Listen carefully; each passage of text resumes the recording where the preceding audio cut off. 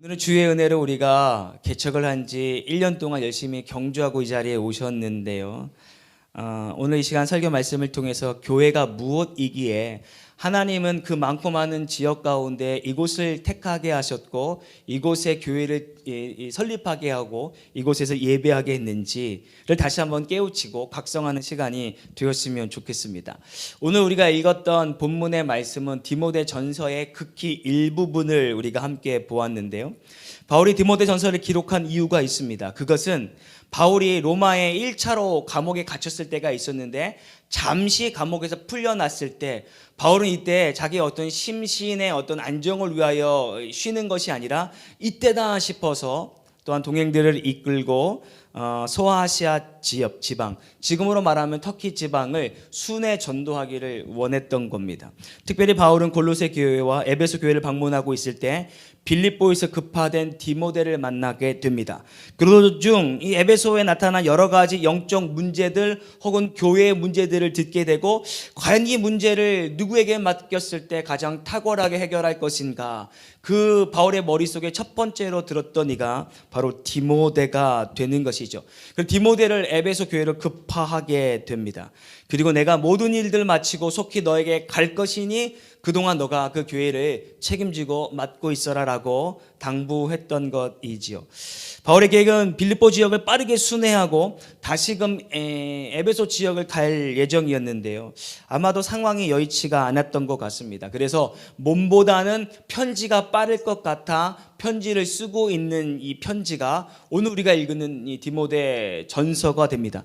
디모데후서는 전혀 다른 내용이고 바로 이와 같은 상황에 쓰여졌던 성경이 디모데 전서입니다.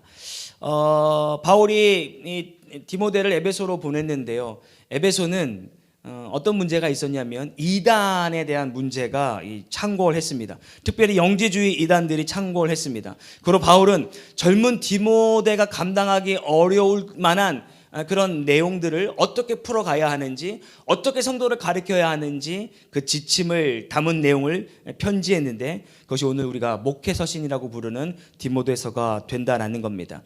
저는 오늘 이 짧은 이 본문을 통해서 바울이 사랑하는 제자 디모데에게 교회가 무엇인지에 대하여 가르쳐주고 있는데 과연 교회가 무엇인지에 대해서 우리가 말씀을 통해 깨닫기를 원하는데요.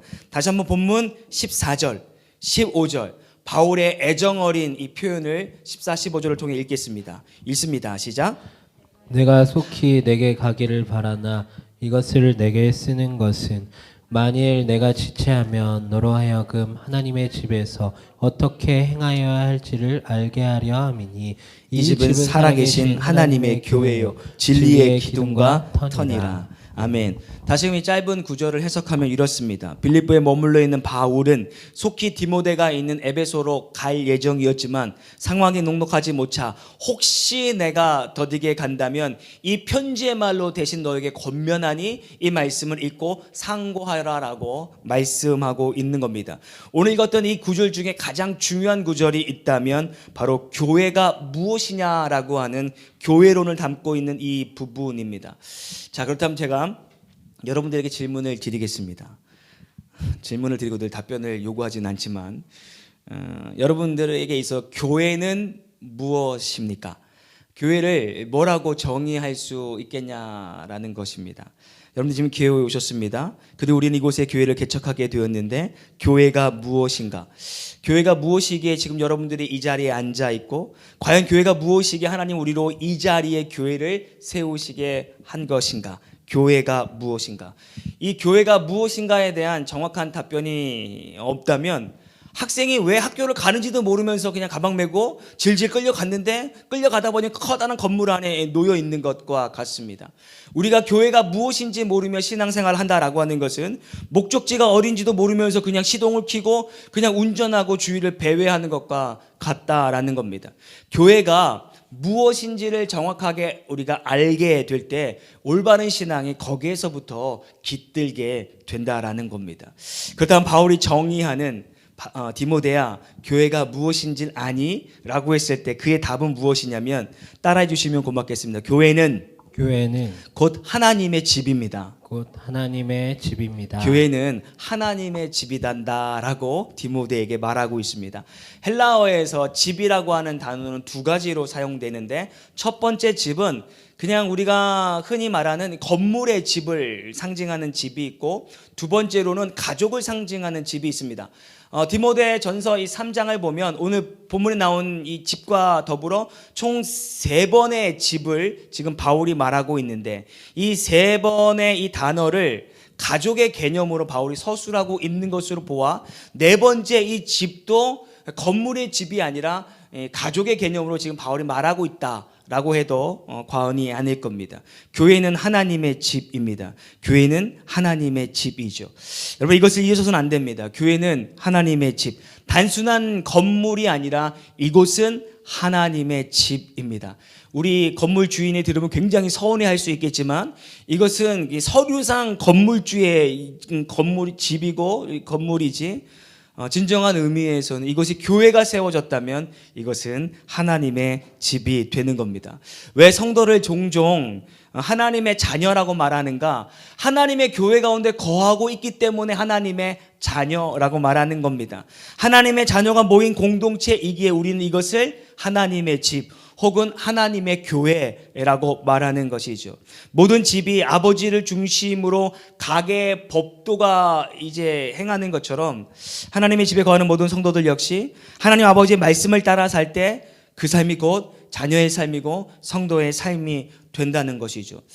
얼마 되지 않은 일인데요, 미국의 대통령은 곧 세계의 대통령이다라고 해도 과언이 아닐 겁니다. 미국의 대통령이 가지는 지위와 이 권위가 대단하기 때문입니다. 그럼에도 불구하고 이러한 미국의 대통령조차도 자세를 낮추고 겸손해야 될 때와 장소가 있는데, 때는 고 영국의 엘리자베스 2세를 여왕을 국빈 방문했을 때의 일입니다. 2019년도 6월 달에 있었던 일인데요, 트럼프 대통령 내외가 엘리자베스 여왕을 만나는 시간은 고작 30분이었습니다. 그런데 이 30분을 위해서 트럼프와 트럼프 여사가 영국의 왕실의 어떤 이 법도를 익히는 데는 더 많은 시간이 할애되어야 했다라는 겁니다. 제 아무리 미국의 대통령이다 할지라도 영국의 여왕을 만나기 위해서 영국의 법도를 이해하고 왕실에서 행해야 하는 예절을 익혀야만 했다라는 사실입니다. 이것은 영국의 일반 시민이 되었건 미국의 대통령의 할아버지가 되었건 간에 반드시 왕실의 법도를 이해한 자만이 이 왕실에 출입할 수 있는 기회를 부여받게 되었다라는 겁니다. 오늘 우리가 이 자리에 서 있는 이 자리는 다시 말해 하나님의 집에도 엄연한 법도가 있습니다. 그분을 만날 때 당연히 갖춰야 할 예의가 있는 겁니다. 과연 그분이 이 자리에 올 때 무엇을 좋아하시는지, 무엇을 싫어하시는지 우리가 분명히 알고 이 자리에 나와 예배하고 앉아야 하고 출입해야 된다는 겁니다. 우리는 이 법도를 하나님의 말씀이다라고 정의할 수 있습니다. 하나님의 집에 거하는 자마다 하나님의 법도인 말씀대로 사는 자라야 하나님의 자녀라고 불리게 되고, 다시 말해 이 성도는 세상의 법을 따르는 자가 아니라 하나님의 법을 따르는 자일 때 거룩한 하나님의 자녀, 거룩한 하나님의 백성이 되어주는 줄 믿습니다. 그러므로 사랑하는 이 성도 여러분, 날마다 우리가 교회를 출입하게 될 때 하나님의 법도를 온전히 따르는 자가 되어 하나님의 진정한 자녀가 되고, 하나님의 법도를 따르는 자에게 주시는 온전한 축복을 누릴 수 있는 저와 여러분이 되기를 주의 이름으로 축원합니다. 저는 그런 교회를 꿈꿉니다. 사람의 말이 난무한 장소가 되지 아니하고 하나님의 법도와 말씀이 넘쳐나는 곳, 이거 우리 김포 구원의 간격교회 되어지기를 주의 이름으로 축원합니다. 계속해서 15절 전반절의 말씀을 다시 한번 읽어보기를 원하는데요, 15절 전반부입니다. 읽겠습니다. 시작. 만일 내가 지체하면 너로 하여금 하나님의 집에서 어떻게 행하여야 할지를 알게 하려 함이니, 이 집은 살아계신 하나님의 교회요 진리의 기둥과 터니라. 아멘. 네. 바울은 교회를 하나님의 집이라고 말씀을 드렸는데요, 이 말의 의미는 교회의 소유권이 누구에게 있다? 하나님에게 있다라는 말로 해석할 수 있습니다. 이 집 곧 하나님의 교회는 누구의 것인가? 하나님의 것이라는 겁니다. 동의하시면 아멘. 쉽게 말해 이 땅의 모든 교회가 다 하나님의 것이라는 것입니다. 너무나도 당연한 것인데 이 너무나도 당연한 것을 망각하고 사는 사람들이 많다는 데 문제가 있습니다. 특별히 교회를 개척한 저에게 이 말씀은 대단한 위로가 되고 도전이 되었는데요. 교회를 개척하고 3년 뒤에 생존하는 교회는 2%라고 합니다. 100개 교회가 개척이 되면 2개 교회를 빼고 나머지는 3년 뒤에 문을 닫는다라는 겁니다. 여기서부터 문제가 발생하게 되는데 재정의 압박을 받은 나머지 목사의 설교가 재정의 포커스가 되어지면 그때부터 헌금을 강조하게 되고 기복신앙을 강조하게 됩니다.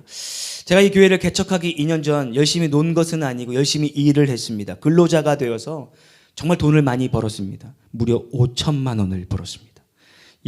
2년 동안 5천만 원이 많은 건지 적은 건지는 모르겠는데 5천만 원을 벌어서 이곳에 보증금으로 하나님께 헌금했습니다. 이곳에 들어간 시설비를 이렇게 저렇게 생각을 해보는데 큰 돈이 들었는데 마이너스 통장 4천만 원을 또 하나님께 드렸습니다. 그리고 1,000만 원 이렇게 더 언저리 해가지고 이 교회를 아름답게 세우는데 제가 하나님께 기쁜 마음으로 헌금을 드립니다. 개척과 동시에 종교 법인화를 통해서 더 이상 이것이 저의 개인 재산으로 주장하지 못하도록 스스로 조치를 했습니다. 여러분 제 마음이 어떨 것 같습니까? 아주 편합니다. 세상에 누가 하나님께 헌금을 하고 나중에 하나님 어려우면 이 헌금 돌려주세요라고 하는 성도가 있겠습니까? 그런 사람은 존재하지 않습니다. 저도 마찬가지입니다. 들은 것 자체로 그냥 만족하고 감사할 뿐입니다. 고로.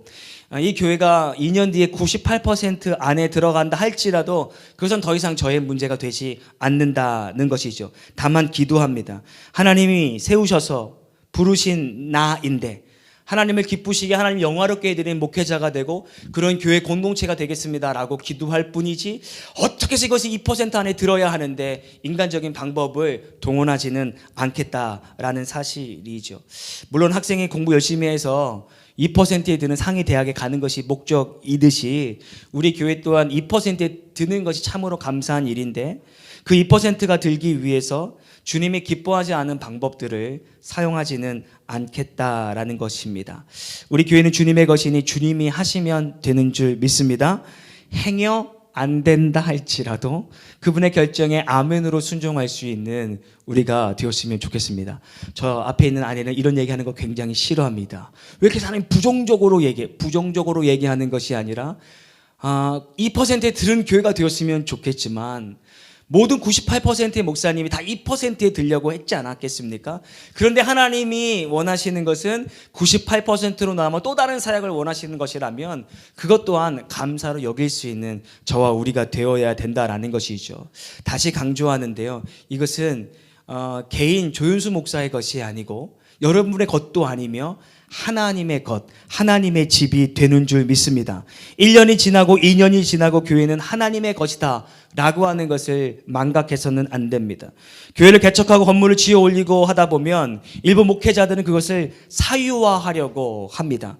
옳지 않은 것이죠. 비록 개척 시에 자신의 어떤 시드머니가 들어간 것은 사실이지만 그것은 엄연히 하나님 앞에 드린 것이지 자신의 노후를 위하여 투자한 것은 아니기 때문입니다. 그로 나의 것으로 주장할 수 없다라는 것이죠. 드린 것으로 만족하고 하나님께서 받은 것으로 만족할 수 있는 우리 모두 한국교회가 되어야 되는 것입니다. 여러분 부디 제가 말로만 이렇게 주장하는 사람으로 남지 아니하도록 여러분들이 꼭 저를 이 매의 눈으로 감독하시고 감시해 주셔서 하나님이 기뻐하는 목회자, 하나님 기뻐하는 그 교회 공동체 이루어 나가게 되기를 주님의 이름으로 축원합니다. 다시 한번 이 말씀을 되새기면서 15절의 말씀을 다시 한번 읽기를 원합니다. 본문 15절입니다. 시작. 만일 내가 지체하면 너로 하여금 하나님의 집에서 어떻게 행하여야 할지를 알게 하려 함이니 이 집은 살아계신 하나님의 교회요 진리의 기둥과 터니라. 바울은 교회는 하나님의 집이야 라고 말하는 거에 있어서 만족하지 못했던 것 같습니다. 그래서 이어지는 구절에 바울은 하나님의 교회인데 살아계신 하나님의 교회다라고 하는 것으로 못 받고 있다라는 사실이죠. 어찌 보면 당연한 말 아닙니까? 하나님은 살아계시니 그것을 전제로 한다면 이것은 하나님의 집이야라고 해도 될 것인데 편지를 통하여 이곳은 살아계신 하나님의 집이야라고 못 받고 있다라는 겁니다. 그렇게 강조했던 이유가 있는데요. 당시 에베소를 중심으로 많은 이방 종교들이 교회를 공격할 때였습니다.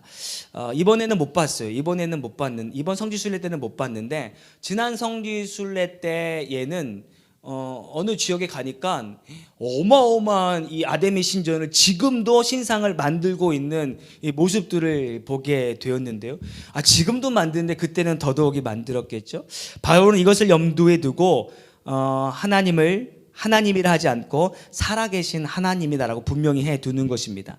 특별히 사도행전을 보면 바울이 이 에베소 지역에서 복음을 전할 때 일이었습니다. 그때 아데미 신상을 만드는 이들에게 복음을 전했는데 그 영향력이 얼마나 대단했던지 아데미 신상을 만드는 자들이 바울의 복음을 듣고 말씀을 듣고 아데미 신상을 만들 때 사용했던 도구를 버리게 됩니다. 신상 만들기를 그 오너에게 거부하게 되고 자신은 기독교로 개종하겠다라고 하는 일들이 속출하게 되었던 겁니다. 도대체 바울이 어떤 복음을 전했기에 그 사람들이 평생의 생계를 내려놓고 기독교로 개종하게 되었던 것일까? 사도행전 19장 26절이 그 이유를 말해주고 있는데 한번 읽어보기를 원합니다. 읽겠습니다. 시작. 이 바울이 에베소뿐 아니라 거의 전 아시아를 통하여 수많은 사람을 권유하여 말하되 사람의 손으로 만든 것들은 신이 아니라 하니 이는 그대들도 보고 들은 것이라. 아멘. 사람의 손으로 만든 것은 신이 아닙니다.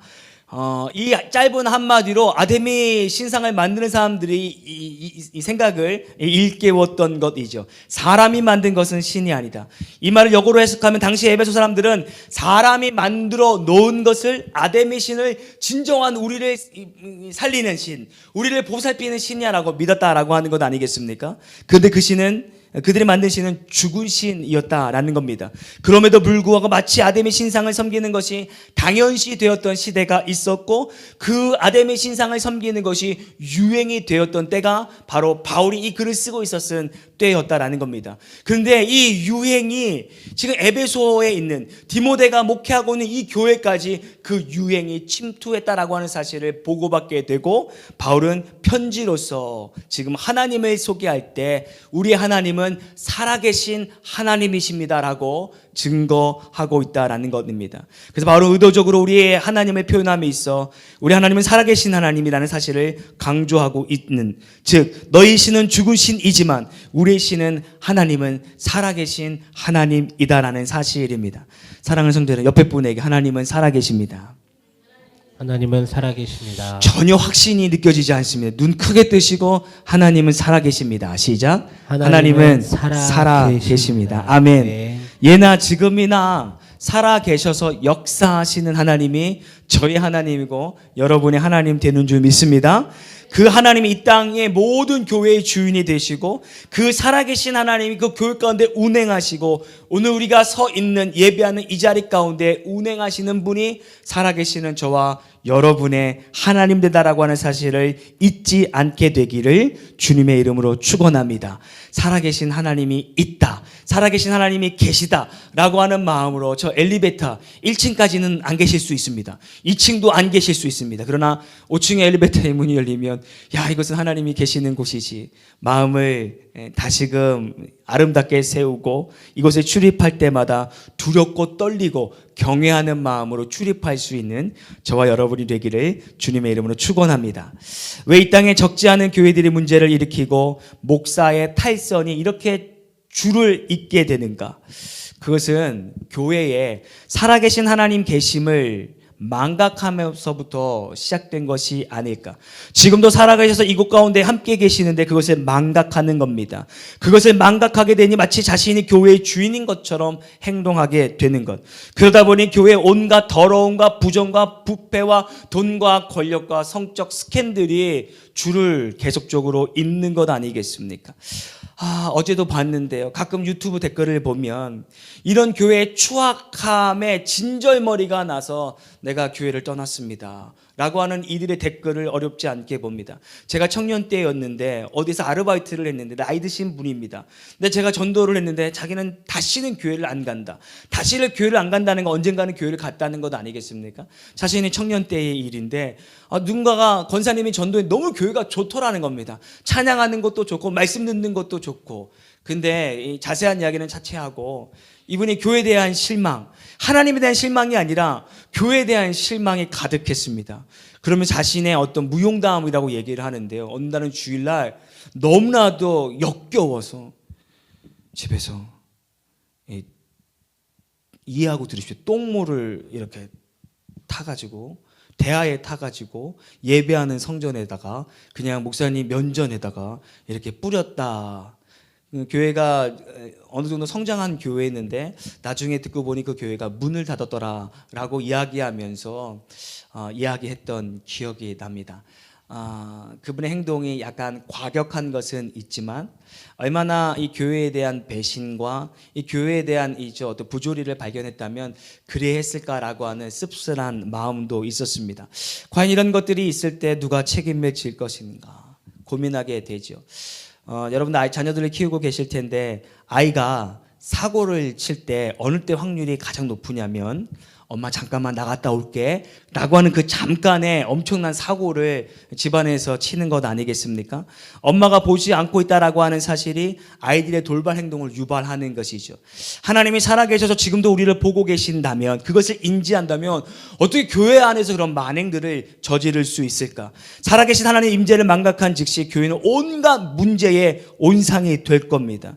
지금도 살아계셔서 우리의 일거수일투족을 지켜보신다라고 하는 사실을 깨닫게 될 때 교회는 죄로부터 자유하게 될 것이고 다시금 교회가 세상의 빛과 소금의 역할을 감당하게 되는 줄 믿습니다.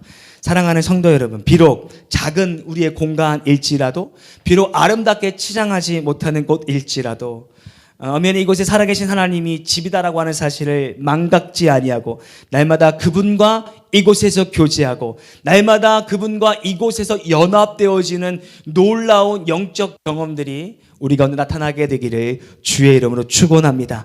다시 한번 따라해 주시면 고맙겠습니다. 우리 교회는 살아계신 하나님의 교회입니다. 살아계신 하나님 동의하시면 아멘. 아멘. 우리 교회는 살아계신 하나님의 교회입니다. 끝으로 세 번째, 바울은 디모데에게 교회론을 말하고 있을 때 교회가 무엇인가, 다시 한번 저와 같이 마지막 15절을 한번 읽어봤으면 좋겠습니다. 15절입니다. 시작. 만일 내가 지체하면 너로 하여금 하나님의 집에서 어떻게 행하여야 할지를 알게 하려 함이니 이 집은 살아계신 하나님의 교회요 진리의 기둥과 터니라.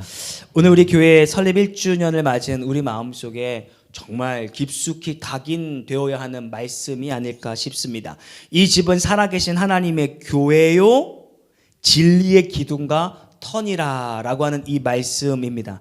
이 짧은 이 말씀의 뜻이 무엇이냐면 교회는 진리를 위해 세워졌고 진리를 전파하며 진리를 수호하는 곳이 되어야 한다라는 것입니다. 다시 말해 하나님의 교회는 말씀이라는 진리에 기초하여 그 위에 존재해야 하는 곳이 교회라는 것입니다. 시편 113편 3절의 말씀 이와 같이 말하고 있습니다. 터가 무너지면 의인이 무엇을 하랴라고 하는 말씀이 있습니다. 그렇습니다. 교회의 근본이 말씀이 무너지게 된다면 과연 교회의 존재의 의미가 있는 것인가 하는 의구심을 갖게 됩니다.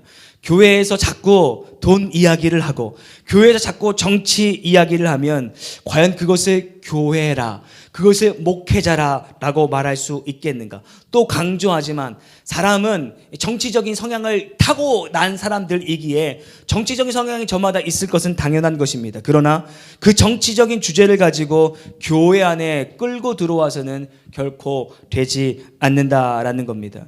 교회 근본을 무너뜨리는 행위가 되기 때문입니다. 목사님들이 모인 자리에서 이따금씩 정치 이야기를 하는 분들이 있습니다. 이번에도 지난주 월요일에도 야유회를 갔는데 어느 분이 대통령을 약간 폄하하는 그런 소리를 합니다. 근데 옆에 있는 분이 지가 뭘 안다고 하는 거예요. 아, 정치적인 성향이 다르구나. 그래서 목사님들 만날 때마다 그런 얘기하면 조마조마합니다. 교회에도 마찬가지입니다. 때로는 자기 정치적인 성향이 있지만 저 사람은 파란색을 좋아하고 이 사람은 빨간색을 좋아하며 어떤 사람은 보라색을 보라색이죠? 보라색인가요? 정의당이 보라색이요? 노란색으로 바뀌었군요. 노란색을 좋아할 수 있지 않겠습니까? 그건 교회 바깥에서 여러분들의 친구와 동료와 함께 나누는 이야기이지 교회 가운데서 나 무슨 색깔 좋아해 라고 한다라고 하는 것은 교회를 무너뜨리는 너무나도 무서운 이 도구가 되어진다라고 하는 것이죠. 또 어떤 사람은 교회를 자기의 성공의 무대로 삼습니다. 모든 보험하시는 분이 다 그런 건 아니에요. 그런데 큰 교회는 일부러 보험하시는 분들이 자기의 세일을 위해서 큰 교회에 일부러 등록하는 경우들도 봅니다. 과연 하나님이 기뻐하시고 정말 그분의 사업에 복을 주실까 하는 의문을 갖습니다. 또 예전에 우리 권사님, 청년 때 우리 권사님들은 어떻게 전도를 했냐면 우리 교회 목사님 말씀이 좋아요. 우리 교회는 정말 은혜가 충만해요. 이런 게 아니라 우리 교회 예쁜 청년들 많아요. 우리 교회 잘생긴 남자 청년들 많아요. 라고 하면서 전도했던 때가 있었습니다. 도대체 그것이 정말 무슨 관계가 있는가? 교회 청년들이 예쁜 청년들이 많은 것, 멋있는 청년들이 많은 게 과연 복음에 무슨 도움이 되었던가? 이런 부끄러운 우리의 과거가 있던 것 아니겠습니까? 어제 제가 잘 알고 있는 한 장로님이 우리 교회에 오셔서 서너 시간 같이 교제를 나누었는데요. 그분이 젊었을 때 CCC에서 몸담고 있었을 때 예화를 일러주셨습니다. CCC라고 하는 것은 대학 캠퍼스 안에서 선교하는 이 단체이잖아요. 당연히 그러다 보니까 젊은 청년들이 모일 수밖에 없습니다.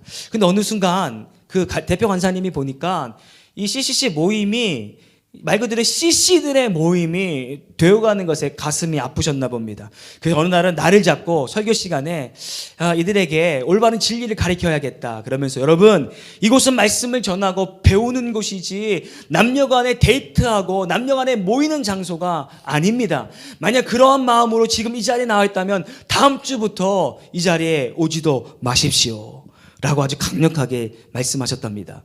그런데 그 다음 주에 매우 놀라운 장면들이 교회 가운데 나타나지게 되는데 젊은이들이 다시금 모여서 회개하고 눈물로 통회하며 주님 저는 죄인입니다. 주님 나를 용서해 주십시오 라고 하는 일들은 벌어지지 않았고 그렇게 많던 청년들이 단 한 명도 남지 아니하고 그 장소를 떠났다라고 합니다. 이 대표 권사님 얼마나 마음이 힘드셨겠습니까? 그럼에도 불구하고 올바른 진리를 전해야지라고 하면서 또 캠퍼스 안에서 전도하고 전도했는데 한 이 의대생 청년을 만난 겁니다. 그 청년이 인격적으로 예수님을 영접하고 이제 이론이 되었던 겁니다. 이 친구가 또 다른 과의 또 다른 친구를 전도하고 또 전도하여서 그 CCC가 정말 올바른 청년도 다시금 채워지더라라고 하는 그런 역사가 있었다라고 하는 이야기를 제가 듣게 되었고 그 주변 지역에서 가장 활발히 왕성하게 활동하는 CCC가 되었다라는 겁니다. 사랑하는 성도 여러분, 교회는 살아계신 하나님의 집인데 이곳은 하나님의 진리의 말씀과 그 터 위에 든든히 서 있어야 합니다. 물론 우리가 사람 사는 일이라 지난 한 주간에 있었던 일을 묻고 축하해주고 우리 재혁이 은메달 딴 거 아닙니까? 제가 물었습니다. 그냥 다 은메달 주는 거 아니야? 했더니 정말 은메달은 한 사람, 동메달도 한 사람, 금메달도 한 사람 축하해 주는 이런 것은 당연한 일일진데 더욱이 중요한 그것이 우리의 주가 돼서는 아니 되는 거. 야, 아드님이 일본에서 아주 사업을 잘해가지고 너무 축하합니다 라고 하는 이야기를 할 수 있지만 우리의 주된 주제가 그것이 되어서는 아니 된다라고 하는 사실이죠. 교회 안에 말씀이 부지하고 말씀을 나누는 시간이 점점 줄어들고 세상적인 이야기로 그것이 채워진다면 과연 하나님이 기뻐하는 교회가 될 수 있을까?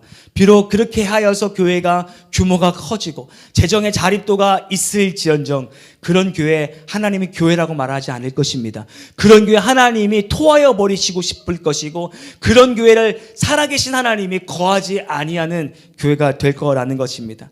하나님의 교회는 진리가 선포되어야 하는 줄 믿습니다. 그리고 하나님의 교회는 진리를 세우고 진리를 수호하는 자들로 연합되어지는 것이 교회가 되어야 되는 것. 우리 교회는 살아계신 하나님의 교회요 진리의 기둥에 터에 온전히 붙들림 바 되어질 수 있는 아름다운 교회가 되기를 주의 이름으로 축원합니다.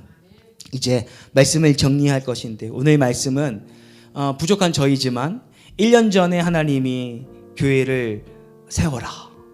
그때 하나님 지금 코로나인데 코로나 좀 지나고 하면 아니 되겠습니까? 그때 주시는 말씀 그때 되면 너 말고도 할 사람 많아. 그러니 지금 해라. 그래서 그 말씀에 순종하여서 이 교회를 세우심에 순종했고 이곳으로 부르실 때 저에게 주신 교회론이자 목회의 지침이 오늘 본 말씀이 됩니다. 다시 한번 강조하고 싶은 것은 1년이 지나고 2년이 지나고 이 목회의 지침이 변하지 않기 위해 상호 기도하고 상호 존중하는 목회자여 성도여 교회 공동체가 되기를 소망합니다.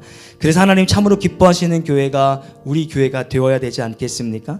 살아계신 하나님이 거하시기에 불편 없는 교회가 되기 위하여 우리 서로가 노력해야 되는 것이죠. 그리고 제발 저의 사명이 다하고 언젠간 천국에서 하나님 만나게 되지 않겠습니까? 제가 천국 가는 게 그렇게 기분이 안 좋으십니까? 제가 어느 나이가 들던 어느 순간 이제 천국에서 하나님 만나게 될 텐데 저의 이름을 아무개 목사에 부르시면서 힘들었지. 야, 그런데 내가 잘 인내했다라고 하시면서 힘들었지만 타협하지 아니하고 말씀 가운데 온전히 성도들을 양육하고 가르쳤던 내가 너의 모습을 일거수일투족 다 지켜보았다. 힘쓰고 애썼다라고 하면서 천국에서 하나님의 위로를 받는 그날을 위해서 제가 달려갈 것인데 행여나도 제가 교회가 좀 성도가 조금 차면 이번 주에 어느 목사님 만났는데 제게 위도를 해주셨지만 야, 너 교회 커지면 제일 교만해질 것 같아 라고 했는데 그렇게 되지 아니하도록 교회가 크거나 혹은 작거나 성도가 많거나 작거나 제게 주신 목회에 어떤 경주를 다했을 때 참 겸손했다라고 기억에 남는 성도의 기억에 남는 목회자가 되고 싶고 하나님 앞에 칭찬받는 목회자가 되기 위해서 여러분들이 교회를 위해서 저를 위해서 기도해 주시고 다시 강조하지만 매해 눈으로 저의 목회를 날마다 지도해 주시고 또한 간섭해 주셔서 하나님 기뻐하시는 그런 공동체 아름다운 공동체 만들어가게 되기를 주님의 이름으로 축원합니다.